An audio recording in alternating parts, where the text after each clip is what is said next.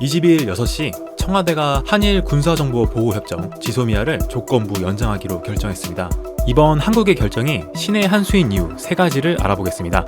첫째로 미국과의 방위비 협상에 유리한 위치를 가져갈 수 있게 되었습니다.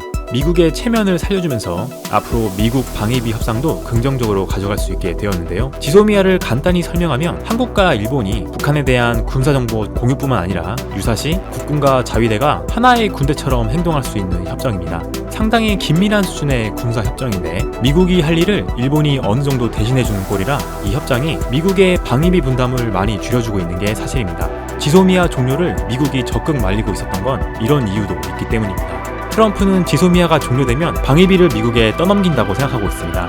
이번에 지소미아가 조건부 유지되면서 미국은 일단 방위비를 아끼게 되었습니다. 앞으로 한국과 미국의 방위비 협상에 많은 이득이 될 것으로 예상됩니다. 또한 한국은 동맹국인 미국의 설득에 응해준 모습이 된 것이고 앞으로는 일본이 지소미아를 위해 미국의 압박을 견뎌야 합니다. 미국은 일본에도 방위비 분담금을 약 9조 원, 현재 일본이 부담하고 있는 금액보다 5배 증액된 금액을 요구하고 있습니다. 미국과의 방위비 협상 기간이 일본보다 한국이 빨랐다는 문제도 있었는데 이번에 지소미아를 유지하면서 일본은 더욱 곤란하게 되어버린 것입니다. 두 번째로 일본의 수출 규제 협상에서 유리한 위치를 가져갑니다.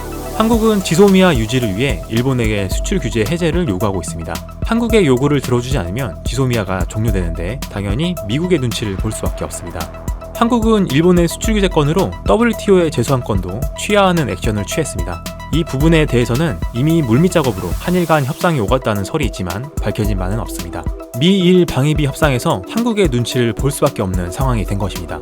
이제 일본의 판단만 남았습니다. 결국 수출 규제를 풀지 않고 지소미아가 해지되어 일본은 5배에 해당하는 방위비를 떠안을지 아니면 지금까지처럼 실리를 포기하고 자존심을 지킬지는 지켜봐야겠습니다. 세 번째로 위안부 문제입니다. 한국의 안에 결사 반대하던 일본이 문희상 의장의 제안을 수용하는 모습을 보여주고 있습니다. 아베 신조 일본 총리는 문희상 국회의장이 제안한 강제동원 해결책에 한국이 약속을 지키면 진행해도 좋다고 말했다고 일본 언론은 보도했습니다. 문 의장은 일본과 한국 기업 그리고 양국 국민의 자발적인 기부를 모아 기금을 만들고 이 기금으로 강제동원과 위안부 피해 문제를 포함한 과거사 문제를 포괄적으로 해결하자는 것입니다. 즉 지금까지 이어져 내려온 일본과의 악연을 여기서 정리해버리겠다는 것입니다.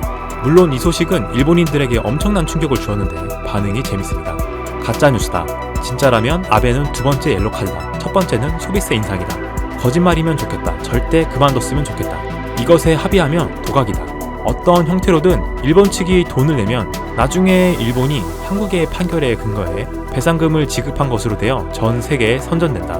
아베 총리, 농담이 지나치지 않았니? 한국 상대에게 농담이라도 이런 말은 위험하잖아요. 라며 절대 안 된다는 것이 일본인들의 반응입니다. 한국의 지소미아 조건별 유지 결정은 신의 한 수였다는 것을 감사합니다.